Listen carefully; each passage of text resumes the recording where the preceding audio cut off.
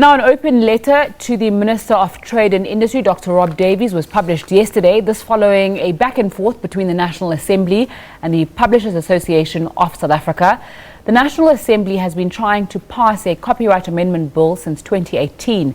In December last year, they did not see enough votes to pass the copyright amendment bill.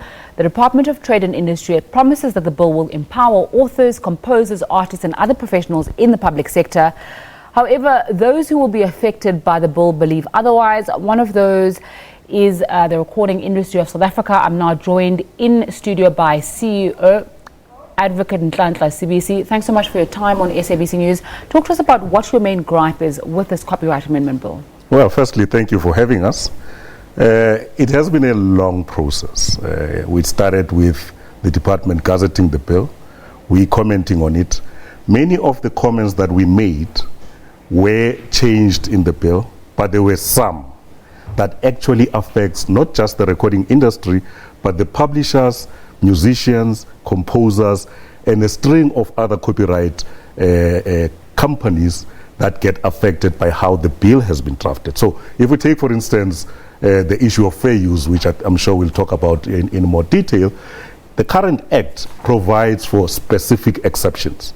So you know, if you are going to use someone's work, there's 1, 2, 3, or 4 things that if you satisfy, you are allowed to use. So it's clear. Now, what this bill is trying to do is to add 4, 5, and maybe 10, 20, 30 that you are not aware of. The only time you get aware of those things is if you take whoever is asserting that exception to court, right? Now, it's taken from a US exception called fair use, which is fine in the US because they have what we call a punitive damages system, which we don't in South Africa. So for instance, if you take your chances and claim fair use in the US and it's found that actually you're taking chances, you can be punished and there can be punitive damages. In South Africa, it's not the case. Okay, I want us to get a bit technical, but I also don't want us to lose people who perhaps may not understand legal terms. Yeah. So if you could explain to us what fair use is, okay, why there's contention over it, and then explain the ramifications as you were just talking about now. As I said, the current act says if you're going to use someone's work without permission, there are the following exceptions, 1, 2, 3, yes, 4. It's clear, and it closes it at 4 as an example.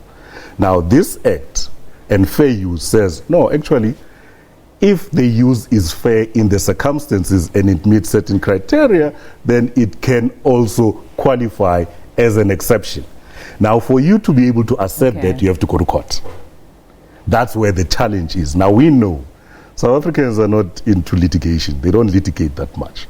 Whereas performers, composers, etc., don't have the money, including labels, don't have the money to take up big tech companies, which are, in my view, the beneficiaries of these exceptions.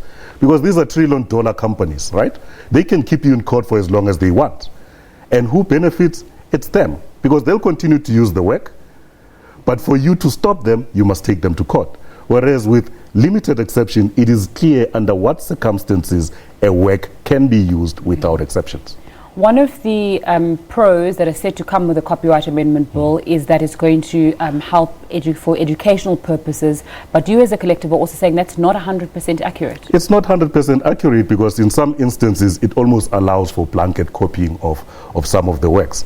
We are not against the provisions that seek to empower, whether it's actors or educational institutions. In fact, the funny thing is that when you look at who has submitted, even educational institutions are worried about some of the provisions in the current bill.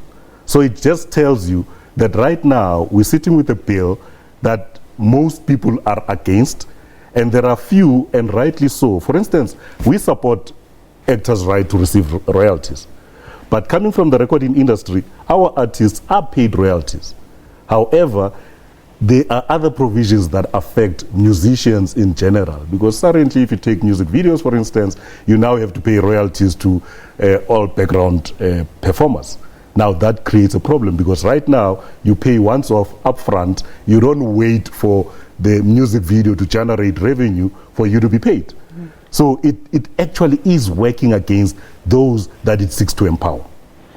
What kind of interactions have you had with the Department of Trade and Industry? We did ask them to come onto the show and they said that it's in Parliament already. There's really nothing they can do at the moment. But if this bill is going to be as treacherous for South African different sectors in South Africa, and there's so much opposition to it, how did it get that far, and what can you do to try and stop it?